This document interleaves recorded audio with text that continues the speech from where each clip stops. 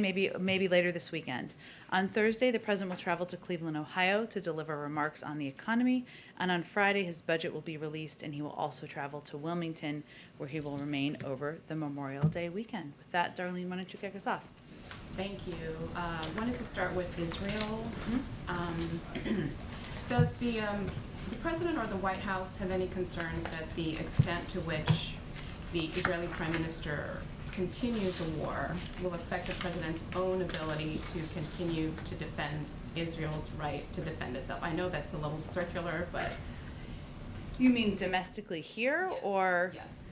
Well, first I would say that the president's set a clear objective from the beginning, which was to end the war, play any role we can ending the war, and bring it to a conclusion as quickly as possible. And at the beginning, that seemed highly unlikely, given there were thousands of rockets falling on Tel Aviv, and the Israelis were on a war footing and preparing for, by many reports, a ground invasion. So I would say what's important to look at and reflect on here is historic precedent and the fact that the conflict in 2014, many more lives were lost.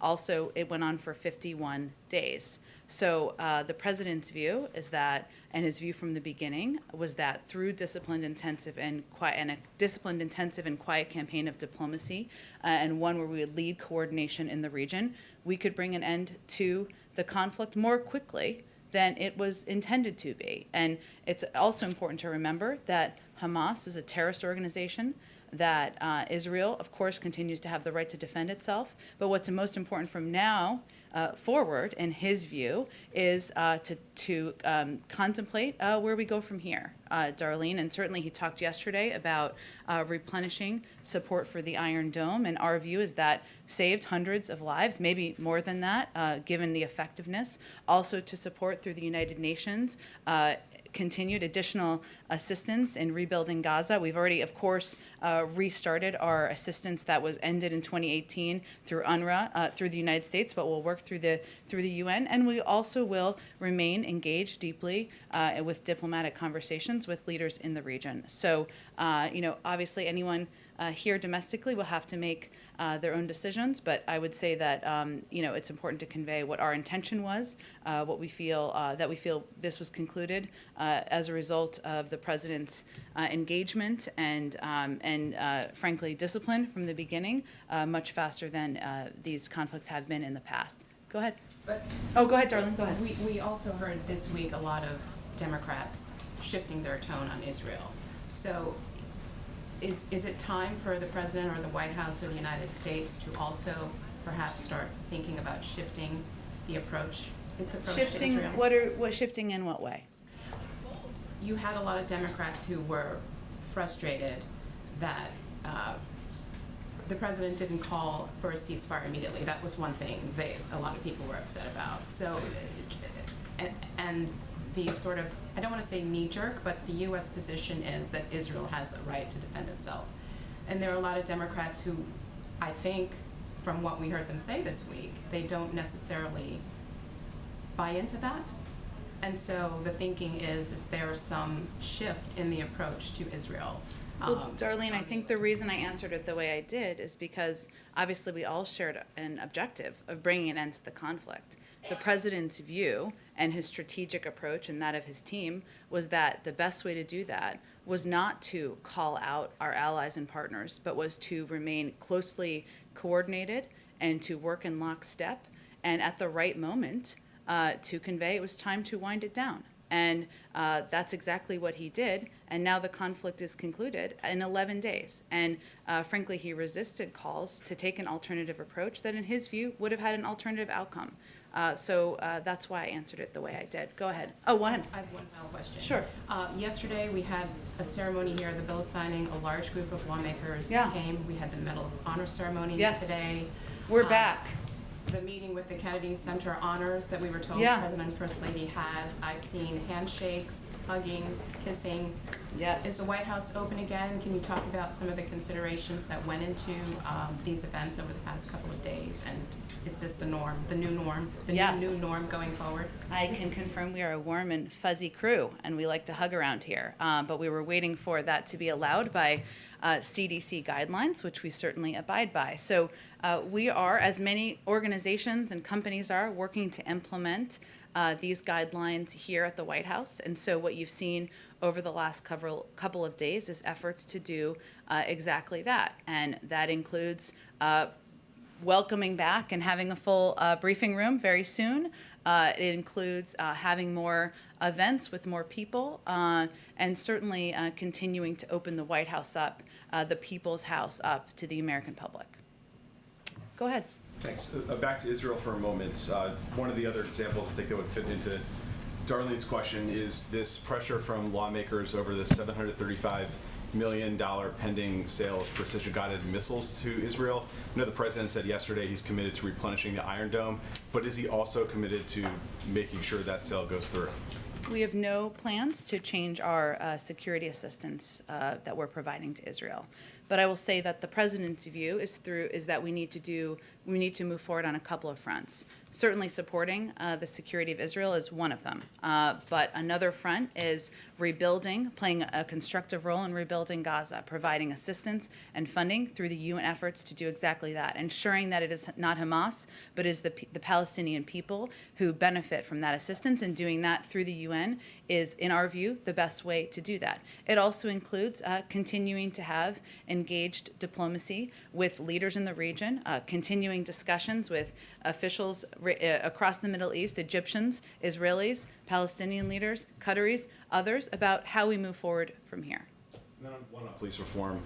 It looks like this sort of soft Memorial Day deadline is going to slip without legislation being passed. Is the White House losing some confidence in the bipartisan talks that are going on Capitol Hill? And also, how does President Biden plan to address that issue on Tuesday when he speaks about the anniversary of George Floyd's death? Well, I would say first that the president used the occasion of his joint address, one of the highest profile moments any president has, to speak about, reiterate his view that police reform is long overdue, that the George Floyd Justice and Policing Act is exactly the right forum and bill that could help get that done, rebuild trust in communities. What we've seen from the negotiators, and we've been in close touch with the negotiators as well, is that they still feel there is progress being made. Yes, it's unlikely, as they've conveyed as well, we're going to meet the timeline that the president outlined in his speech, which he did because he felt that it was important to lift it up, to be bold and ambitious in how we're talking about such an important piece of legislation. But we have confidence in the negotiators, and we've seen them convey publicly that they feel the vibes are good and they're continuing to make progress. Go ahead. Thanks, Jen. Is the president confident that this ceasefire will hold? And if so, can you explain a bit why? Did he receive any kinds of assurances from Prime Minister Netanyahu? Well, we have strong assurances. Sorry, I don't know why that was a hard word. Let me try again. We have strong assurances from the relevant parties that they are committed to the ceasefire. And obviously, this is something we will be watching extremely closely in the coming days. And I think what's important to note is in the final 24 hours leading up to the ceasefire, obviously the president was deeply engaged before that, but he was especially deeply engaged in that period of time, as were high-level senior officials here. And they were back and forth on the phone between many different parties, the Israelis, the Egyptians who were in touch with Hamas, and others, about the importance of not violating, even pre-violating the ceasefire in the hours leading up to it, as we see did not happen. So we will be in close touch with all parties. We clearly will be watching it, but we do have assurances from the relevant parties that they are committed. And yesterday, before this was announced, you said you expected Israel to start winding down their operations because they had achieved significant military objectives. So how much of the timing of this do you think is because of the president's diplomatic approach? And how much of this is simply because the Israelis had exhausted much of their targets in Gaza? Well, I think what's, again, important to remember is to point back to how these conflicts have worked in the past. And we have seen these conflicts last for weeks and weeks, many, many more lives lost. Now, we certainly know there were lives lost in this 11-day conflict. Everyone is a tragedy. But certainly, because of the president's deep engagement, his long relationships, the fact that he set a clear objective from the beginning that we were going to put out the noise and focus on our strategy of deep, intensive, quiet diplomacy, have conversations, not call out our partners and allies, and do that do our engagements through one-on-one conversations, we certainly think that had an impact. Now, of course, we also were watching closely and we're in touch with them closely about their military successes, and certainly that was a factor, but a part of the discussion as well. And sort of a scheduling question here. There had been an expectation that there was going to be a conversation of some kind today between Republicans on the Hill, some officials here at the White House about the status of infrastructure and Republican counterproposal. Is that meeting still happening today? And can you give us kind of an update on where things stand and any movement that may or may not be happening? Sure, it is happening. It may be ongoing as we speak, but it started shortly before 1 o'clock over video conference this afternoon. Our team, including Steve Ricchetti, Louisa Terrell, Brian Deese, Secretary Raimondo, and Secretary Buttigieg, put forward a reasonable counteroffer that reduces the size of the package from $2.25 trillion in additional investment to $1.7 trillion. And in our view, this is the art, I should say, of seeking common ground. This proposal exhibits a willingness to come down in size, giving on some areas that are important to the president, otherwise they wouldn't have been in the proposal, while also staying firm in areas that are most vital to rebuilding our infrastructure and industries of the future, making our workforce and our country more competitive with China. We actually have every intention to share the complete totality of the counterproposal with you all. We'll just wait for the meeting to conclude to do that. Until then, can you say any more about what was taken out to lower that price tag? Sure. Let me give you kind of some top-line details, and then again, what the counterproposal that we'll put out is very detailed, so you'll see all the specifics for yourself. But again, I noted the top-line number that was offered. Our proposal also involved shifting investments in research and development, supply chains, manufacturing, and small business out of the negotiation into other efforts, such as the Endless Frontiers Act and the CHIPS Act, which, as you know, there's ongoing discussions and negotiations on a bipartisan level about those as well. The proposal also agreed to reduce the funding request for broadband to match the Republican offer and to reduce the proposed investment in roads, bridges, and major projects to come closer to the number proposed by the senators. This is all in the spirit of finding common ground. Now, at the same time, as I alluded to, the counteroffer also reflects our view that the Republican offer excludes entirely some proposals that are key to our competitiveness, key to investments in clean energy and in industries of the future and rebuilding our workforce, including critical investments in our power sector, building and construction, workforce training, veterans hospital construction, and the care economy. So we push for increased funding levels for critical transportation infrastructure like rail, especially considering China's level of investment in such projects, as well as the elimination of lead pipes that poison drinking water and resilience projects as extreme weather events, as we've seen around the country, continue to become more common as a result of climate change. And lastly, any changes to how you would like to pay for all of this? We also reiterated, or the intention is to reiterate, the fact that the president is not willing to raise taxes on Americans earning under $400,000 a year through a gas tax or through user fees. He believes that the extraordinarily wealthy, that companies that many of whom have not paid taxes in recent years can afford a modest increase to pay for middle-class jobs. Do you have another question? Are you good? Okay, go ahead. Just heard you describe the infrastructure negotiations as the art of seeking common ground. At some point, does that become the art of the deal? I don't know. You're the professional here, Peter. You're the TV star, you know? What's the Fox Chiron going to be?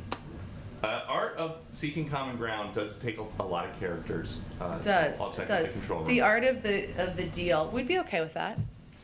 Yeah. With the art of the deal, I think that's a headline. Well, there you go. An art of a different kind of deal. A deal for the working people. Got it. Okay, go ahead. So Glad we could work that out. Thank you very much. On Israel, how much credit does President Biden think he deserves for the ceasefire that was negotiated by the president of Egypt? Well, first of all, the president's focus was on one objective, which was bringing an end to the conflict as quickly as possible.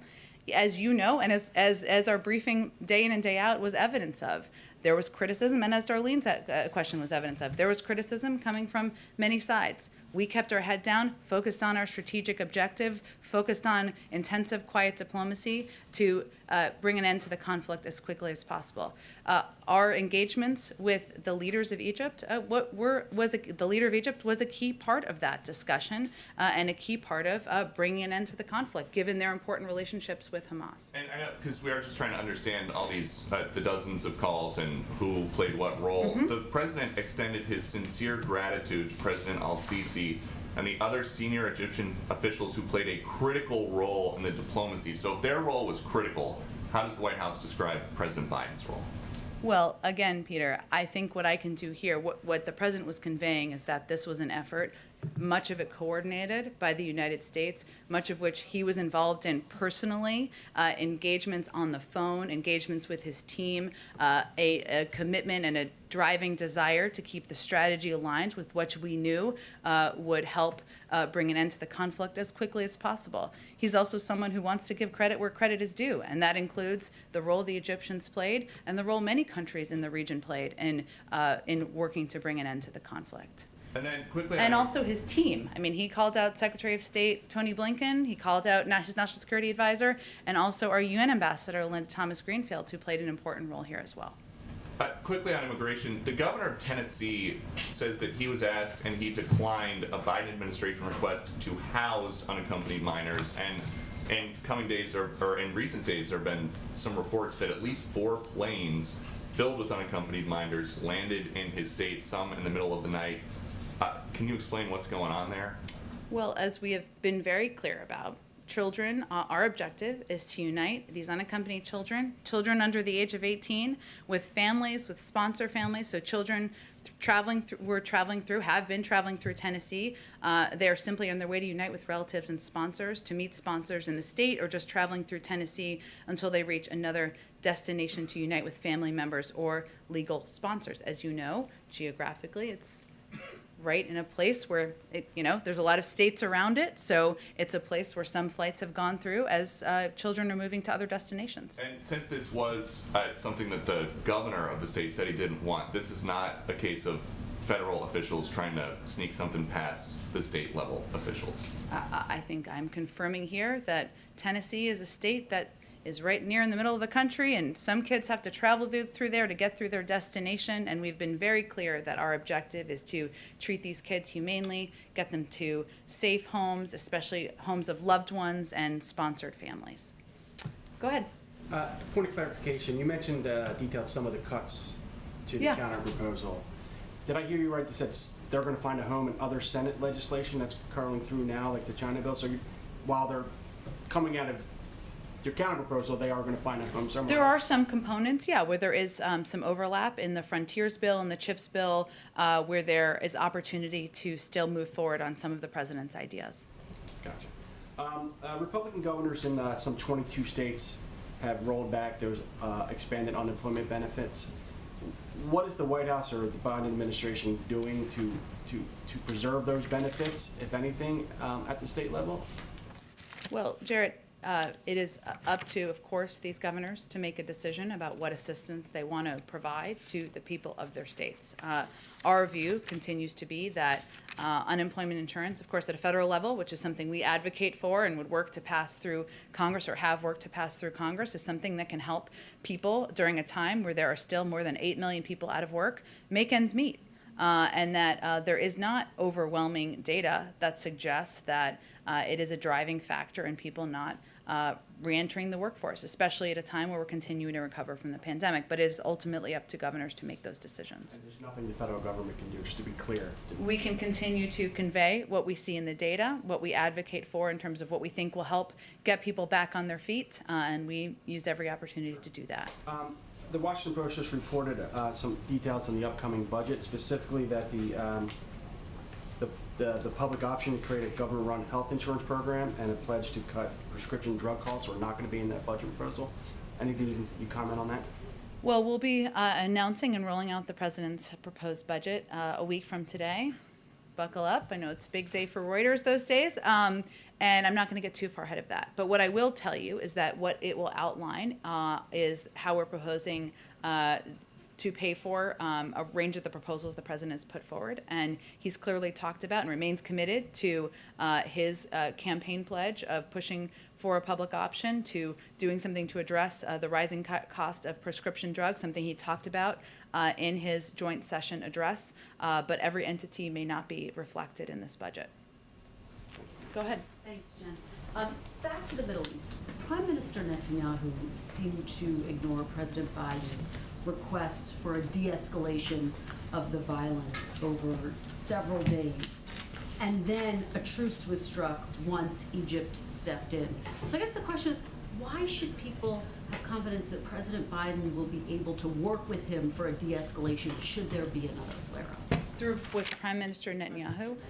I would just have to say, Kristen, that I don't think that's how any of the parties involved, the Prime Minister, the Egyptian president, or this president, would characterize what happened over the last 11 days. And obviously some of this is going to remain, continue to remain behind the scenes through what was quiet diplomacy over the course of 11 days. But there's no question that the president's engagement, both with the Israeli Prime Minister, both with the president of Egypt, with leaders in the region, our commitment to staying disciplined and remaining focused on our overarching objective of bringing an end to the conflict as quickly as possible was contributed to the ceasefire we saw last night. Well, I guess what I'm asking about is, based on your own readouts from the White House, President Biden pressed Prime Minister Netanyahu to de-escalate the violence, and then in later phone calls urged a ceasefire,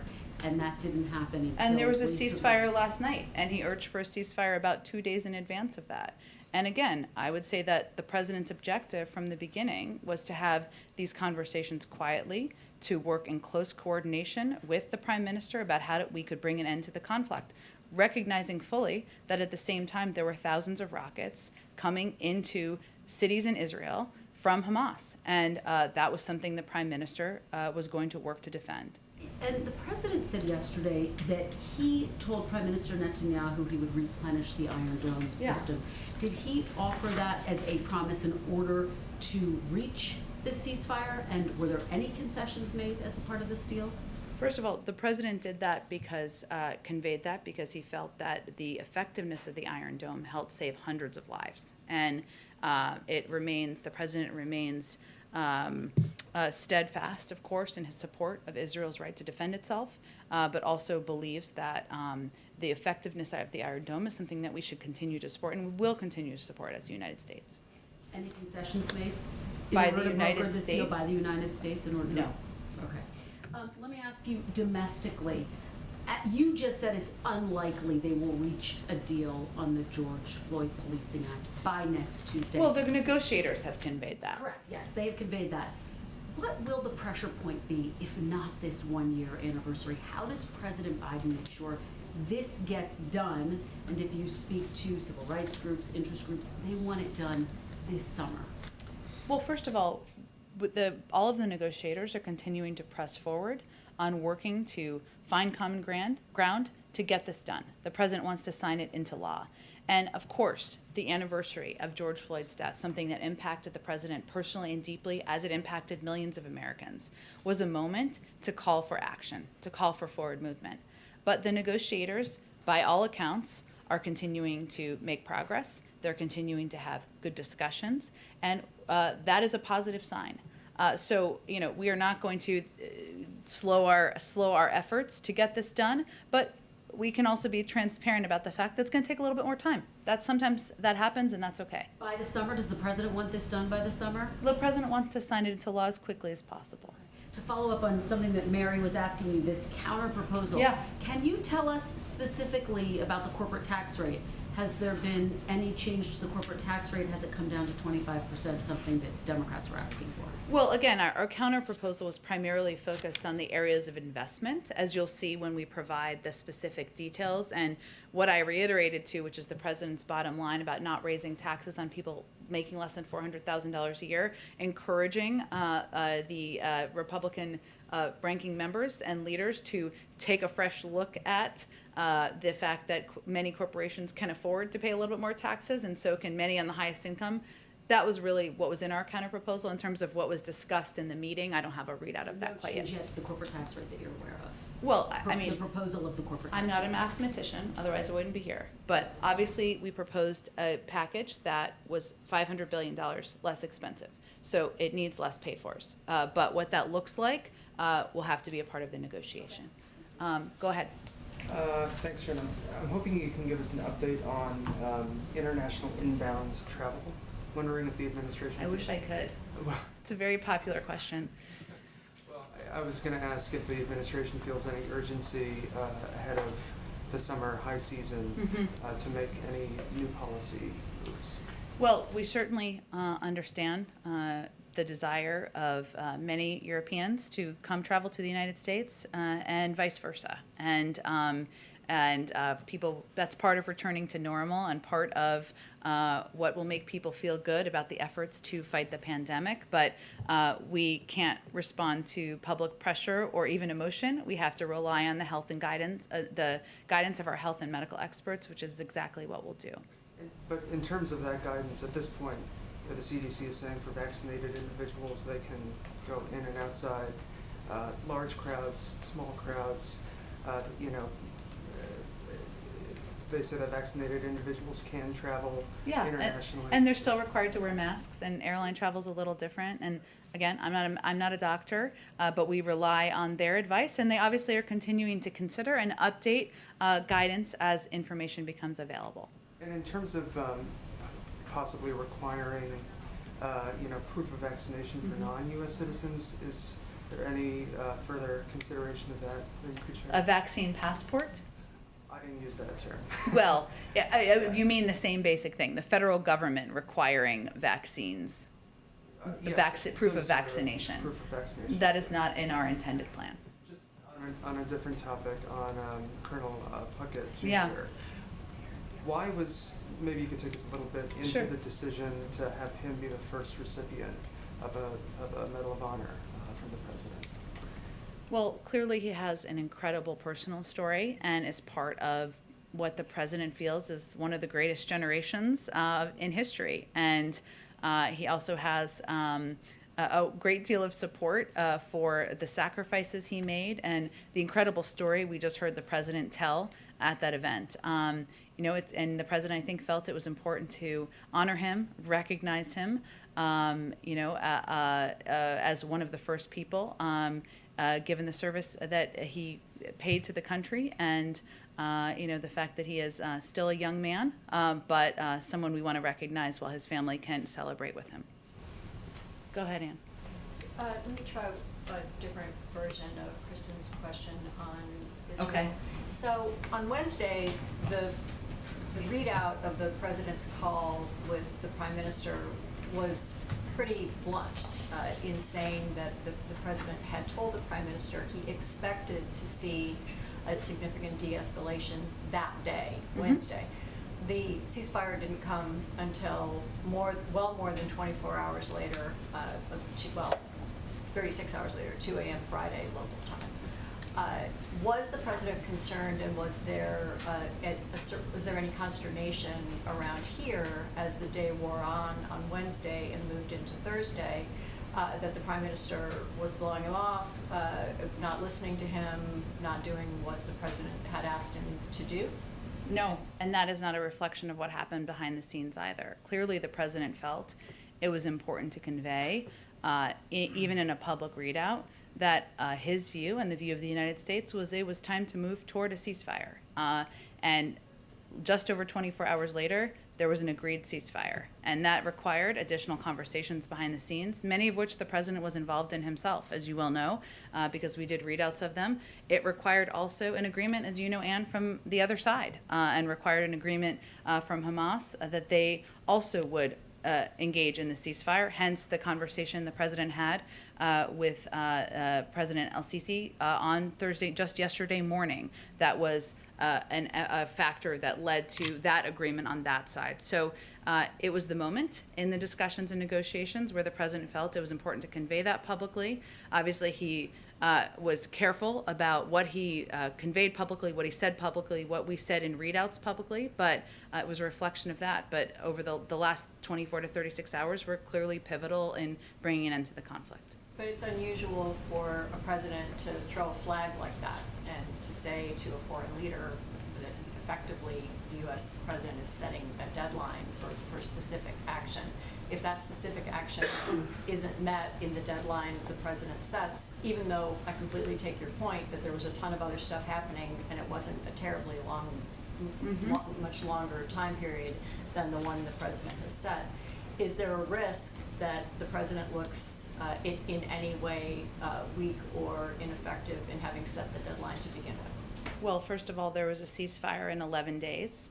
That was 1/5 of the length of time of the 2014 conflict, with far fewer lives lost. This was accomplished in part because of intensive, quiet diplomacy, where we did not make him or leaders in the United States the centerpieces of this effort, because we felt that was not that the most important thing we could do was play a role behind the scenes. That's exactly what we did. The conflict has now ended. There is a ceasefire just over 24 hours after that call was made, and that was an important point to convey publicly. But no, that is not our view from here. One other topic, this month the Justice Department had informed Washington Post reporters, Yeah. and then this week CNN reporter, that the previous administration had obtained their phone records as part of investigations into presumed leaks that led to news stories. What is this administration's view of the appropriateness of seeking reporters' phone records, and do you plan to continue those investigations? Well, first, I will say that I learned of this issue for the first time after CNN's report yesterday, and I know similar sentiments have been expressed from many parts of this government. As I understand it, the records sought and the legal process to obtain them began, as you noted, during the prior administration.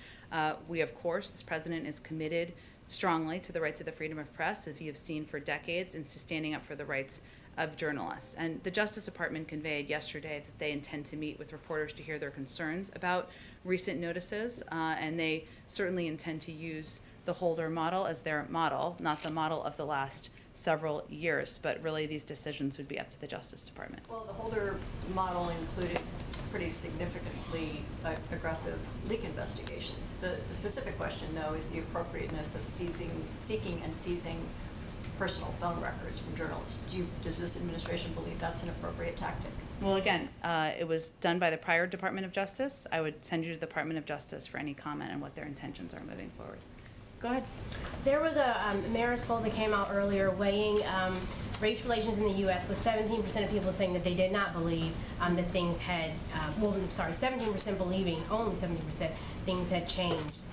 Earlier you talked about police reform and what the administration is doing. You mentioned building trust in communities, but what does that actually mean? Well, I think the reason I referenced that is because obviously passing, or our view, I should say, is passing the George Floyd Justice in Policing Act into law, ensuring that there is more accountability, more requirements and restrictions in place for departments across the country, and also it would be a contribution to rebuilding trust in communities. Obviously, there's more that needs to be done beyond that. That's not the only step, far from it, but I think our view and the president's view is that signing this bill into law would make a contribution. Also, what concerns, with concerns among parents about potential long-term effects on children associated that have gotten the vaccine, any type of surveillance outside of the 2-year plan that's been described by Pfizer has the administration considered to help kind of quell the concerns of parents? Just so I understand your question, you mean surveillance of the impacts on kids? Well, first I would say that the most important thing we can say, message we can convey from this administration is it's okay to have questions and concerns, and your primary care physicians and doctors are absolutely the right people to answer these questions now and a year from now and 3 years from now. And certainly there has been a great deal. The process of approving vaccines in the United States is the gold standard. We have the highest standards in the world, and our health and medical experts are confident in that. But we also know, I'm a parent, many of us are parents. Parents have questions about what this means for their kids, and that's okay, that's valid. That's one of the reasons why we are trying to fund and empower local leaders, civic leaders, medical experts, partnering with primary care physicians so that parents feel like they can ask these questions to people they trust, right? Who they've been taking their kids to for years.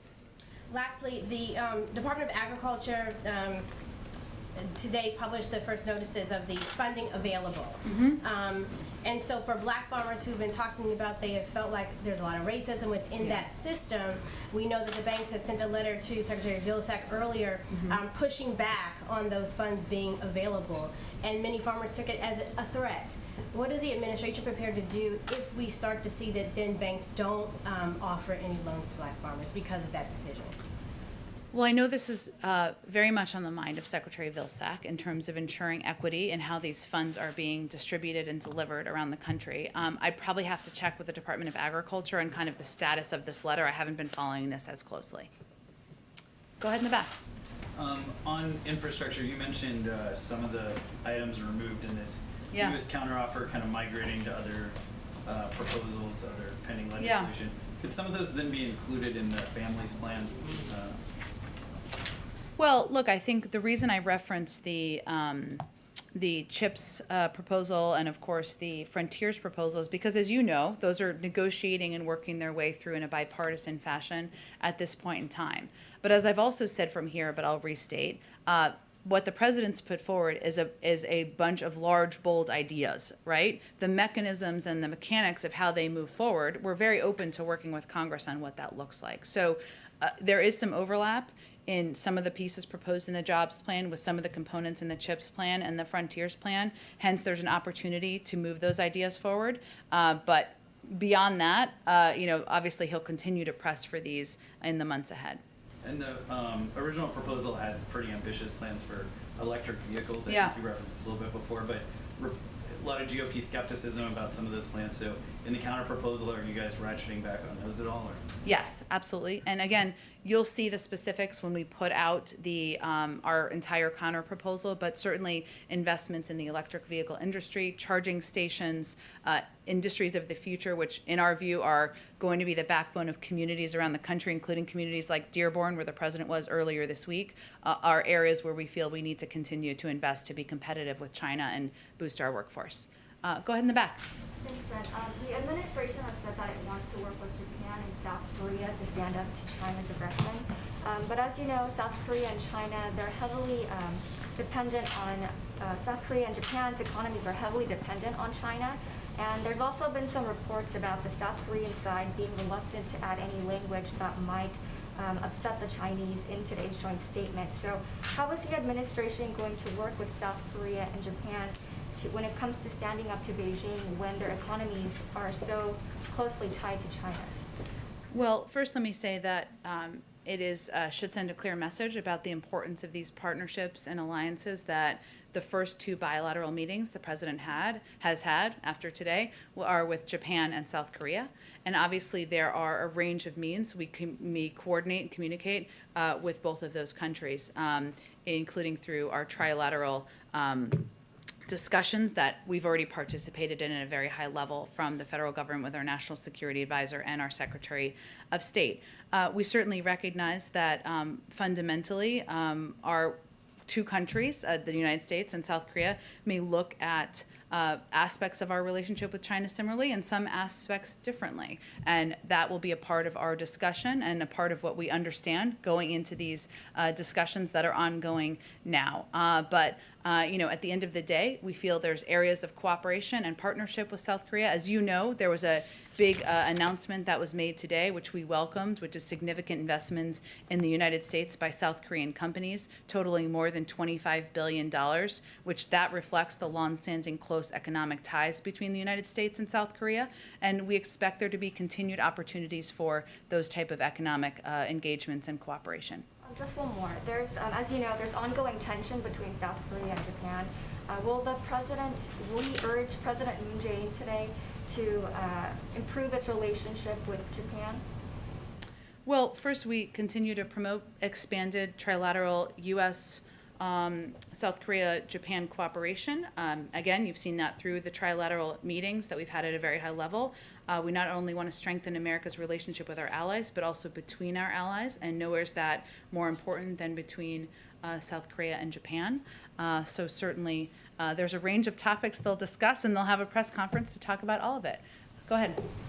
Thank you. Oh, I'm sorry. I'll go right to you next. I will not forget you. Sorry, I was jumping around. Go ahead. Thanks, Jen. I wanted to ask about President Biden's conversation with Rep. Rashida Tlaib on the tarmac in Michigan. What was his reaction to what she said, which was reported to be that she told him the U.S. can't continue to give the right-wing Netanyahu government billions of dollars to commit crimes against the Palestinians? Well, the president spoke about how impressed he was by Congresswoman Tlaib at the event he had after he had the conversation with her. So I think he spoke to that already. And certainly he understands that there are a range of viewpoints as it relates to the conflict in the Middle East, which we were in the heat of over the last several days. And he felt it was important to have a discussion with her on the tarmac so he could convey his point of view, certainly hear hers, and he'll look forward to continuing to engage moving forward. Go ahead. Thanks, Jen. Following up on Darlene's question about the White House being open, of course now we're all masks off, at least for the press. Yeah. But I can only speak to our experience here. It seems to be on the honor system if we're vaccinated or not. So now the White House is having these events, maskless hugging today and yesterday, and I assume kind of forthright from here. How is the White House tracking vaccinations beyond the folks who got vaccinated, God bless you, on TV, like Pelosi at all? So the folks who we haven't seen vaccinated on TV, how is the White House tracking who is vaccinated and who is not vaccinated?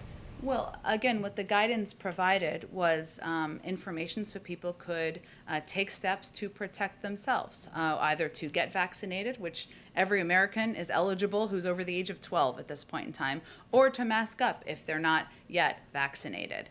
So the steps we're taking here, so that means every individual in the White House, members of the press corps, can do exactly that, either get vaccinated or wear a mask. So the honor system is really about, I don't actually even like that term because I think it's confusing. I'm not saying you're intending to do that, but the real question is how will people who are not yet vaccinated protect themselves, right? Because people who are vaccinated, what the CDC guidance is saying is that you're protected.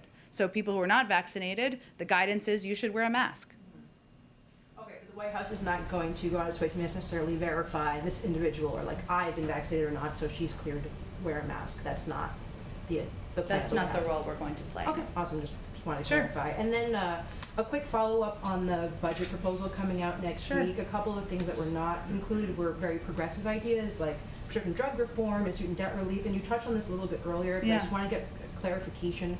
A message to progressives who might feel a little bit gypped or let down that they voted for Biden to get these specific things through in the first 100 days of the first year, and they feel like, well, maybe that's not going to be accomplished for them.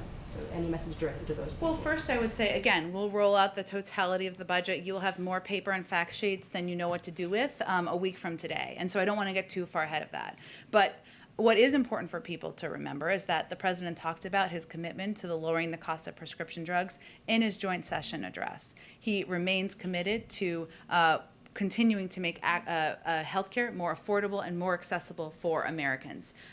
Is the totality of everything he wants to accomplish in his presidency done in the first 100 days? Clearly not, because we've passed that period of time. And will every single thing he wants to get done in his presidency be reflected in the budget? It won't. But that doesn't mean he's not committed to it, and it doesn't mean that he doesn't have a desire to move all of these agenda items forward that he talked about in his joint session address and that he talked about when he was running for president. Go ahead in the back.